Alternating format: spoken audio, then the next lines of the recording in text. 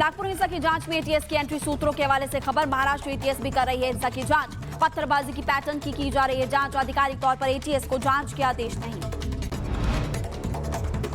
नागपुर में हिंसा के बाद पुलिस का एक्शन। अब तक 46 आरोपी गिरफ्तार। पुलिस ने हिंसा मामले में 5 एफआईआर दर्ज किए। 2 एफआईआर गणेश पेट और 3 एफआईआर तहसील थाने में दर्ज। नागपुर आगजनी पथराव मामले में पुलिस का एक्शन। 21 मार्च तक पुलिस कस्टडी में भेजे गए आरोपी। 6 आरोपियों को इलाज के लिए कराया गया भर्ती। औरंगजेब कब्र विवाद के बाद पुलिस की बड़ी कार्रवाई। सोशल मीडिया पर आपत्तिजनक पोस्ट करने पर 8 मामले दर्ज। साइबर पुलिस ने सोशल मीडिया से कुल 506 आपत्तिजनक पोस्ट हटाए।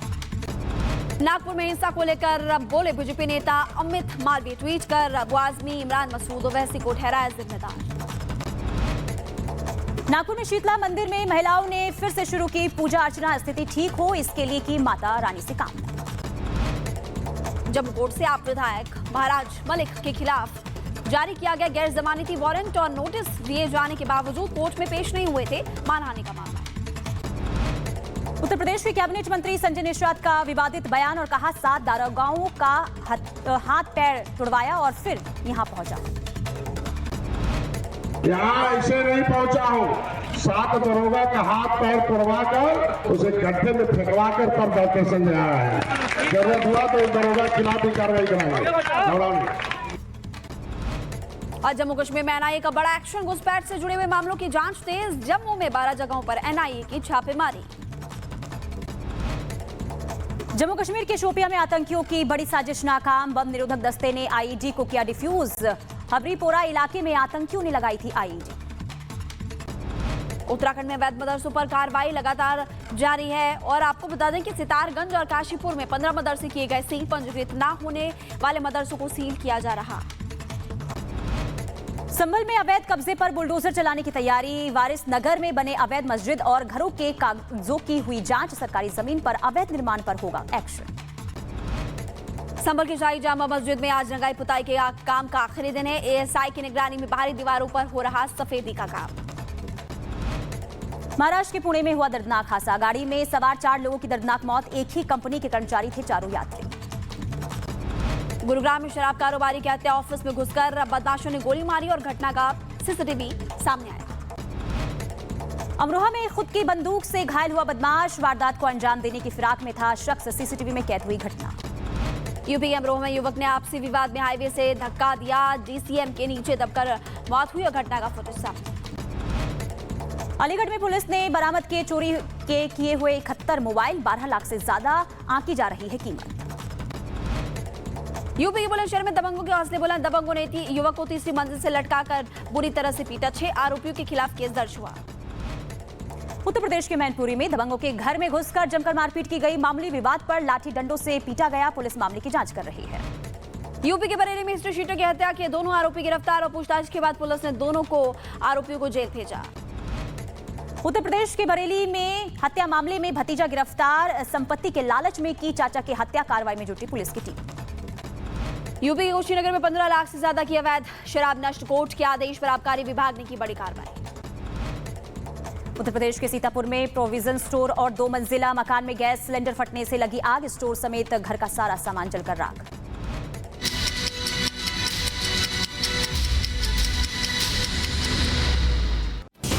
इनकी पत्नी मुस्कान प्रेमी है साहिल के चाकू से मार कर हत्या कर दी थी। हत्या करने के बाद उन्होंने शव के टुकड़े कर एक ड्रम में डालकर उसे सीमेंट से भर दिया था।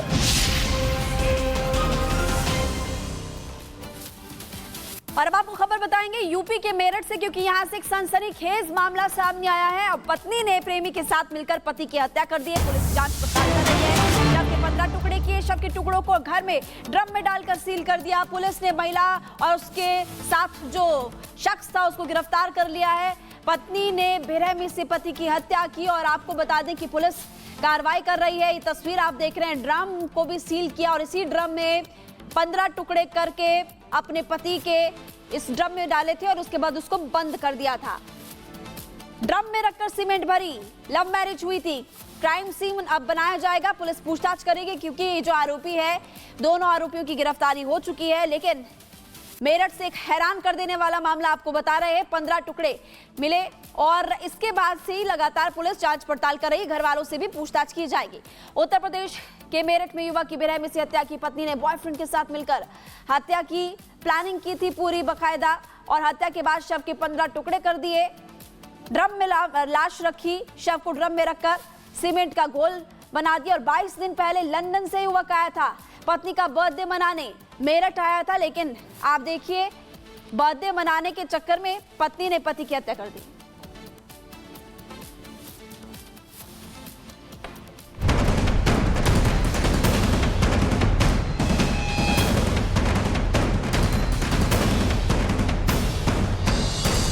मोहब्बत की साजिश में लिपटी कत्ल की खौफनाक कहानी मेरठ की है, जहां मर्चेंट नेवी में काम करने वाले सौरभ ने मुस्कान नाम की लड़की के साथ लव मैरिज की थी, लेकिन परिवार को ये शादी नामंजूर थी।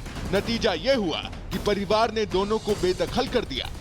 सौरभ मुस्कान के साथ इंदिरा नगर में किराए के मकान में अपनी 6 साल की बेटी के साथ रहने लगा, लेकिन सौरभ इस बात से अनजान था जिस मुस्कान के लिए उसने परिवार को छोड़ दिया बागी बन गया, वही मुस्कान एक दिन उसकी जान की दुश्मन बन जाएगी।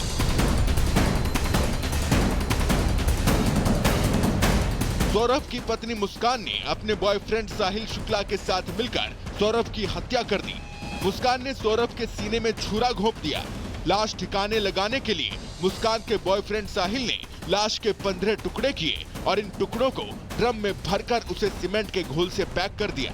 पुलिस ने ड्रिल मशीन से ड्रम को तोड़कर शव निकालने की कोशिश की और फिर शव को पोस्टमार्टम के लिए भेजा। आज देर शाम थाना ब्रह्मपुरी पुलिस को इंदिरा नगर में एक मर्डर की सूचना मिली थी। सूचना के आधार पर पुलिस जब मौके पर पहुंचकर जांच पड़ताल एवं पूछताछ की गई तो पाया गया कि एक सौरभ राजपूत नाम के व्यक्ति हैं जो कि मर्चेंट नेवी में कार्यरत थे। ये 4 तारीख को अपने घर आए थे और तब से ही ये देखे नहीं गए थे। शक के आधार पर इनकी पत्नी मुस्कान और मुस्कान का एक प्रेमी है साहिल, उसे पूछताछ के लिए पुलिस ने बुलाया था। और पूछताछ के दौरान इन्होंने अपना जुर्म को बुलाया। इन्होंने बताया कि 4 तारीख को साहिल ने ये और मुस्कान के साथ मिलकर जो सौरभ है उनके चाकू से मारकर हत्या कर दी थी। सौरभ कुमार की तैनाती लंदन में थी। वो 4 मार्च को पत्नी मुस्कान का जन्मदिन मनाने के लिए मेरठ लौटा था। इसके बाद से ही वो गायब हो गया। मुस्कान ने मोहल्ले वालों को बताया कि वो पति के साथ हिमाचल घूमने जा रही है। मुस्कान हिमाचल गई तो, लेकिन पति सौरभ के साथ नहीं, बल्कि अपने बॉयफ्रेंड साहिल के साथ, क्योंकि पति की लाश तो ड्रम में बंद थी। तभी से उनके किराए के मकान में ताला लगा हुआ था। 18 मार्च को सौरभ का भाई राहुल उसे तलाशते हुए घर पर पहुंचा। तभी अपनी भाभी मुस्कान को किसी अनजान लड़के के साथ देखकर उसे शक हुआ।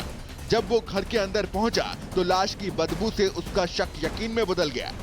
उसने शोर मचाकर मुस्कान और युवक को पकड़ लिया।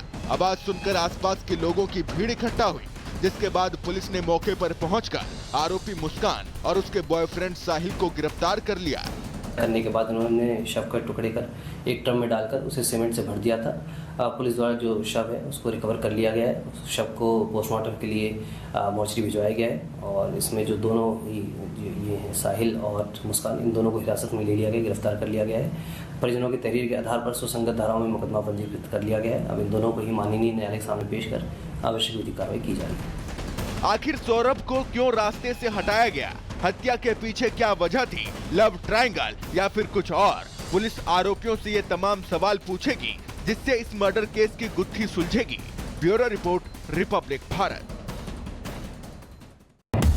जम्मू में जो है 10 से ज़्यादा जगहों पर राष्ट्रीय जांच एजेंसी की टीम्स यहां पर रेड्स कर रही हैं। कोशिश ये है कि कुछ डॉक्यूमेंट्स या डिजिटल डिवाइसेस जो हैं वो NIA को हाथ लगे। आगे बढ़ेंगे और बात करेंगे आतंक पर शुरू हुए हंटर की। जी हां, टेरर फंडिंग केस में NIA का एक्शन देखने को मिल रहा है और NIA की छापेमारी हुई है। जम्मू कश्मीर में 12 ठिकानों पर NIA का छापा हुआ। आतंकी संगठन लश्कर और जैश के मददगारों पर यह बड़ी कार्रवाई आज देखने को मिली है। दरअसल राष्ट्रीय सुरक्षा जांच एजेंसी को खुफिया इनपुट्स मिले थे और इसके बाद लगातार छापेमारी अभियान जम्मू कश्मीर में 12 ठिकानों पर छापेमारी हुई है, जिसमें आतंकी संगठन लश्कर और जैश के मददगारों पर यह बड़ी कार्रवाई देखने को मिली है। तो अंडरग्राउंड जो वर्कर्स होते हैं, जो हाइब्रिड आतंकवादी होते हैं, उनके ठिकानों पर लगातार छापेमारी।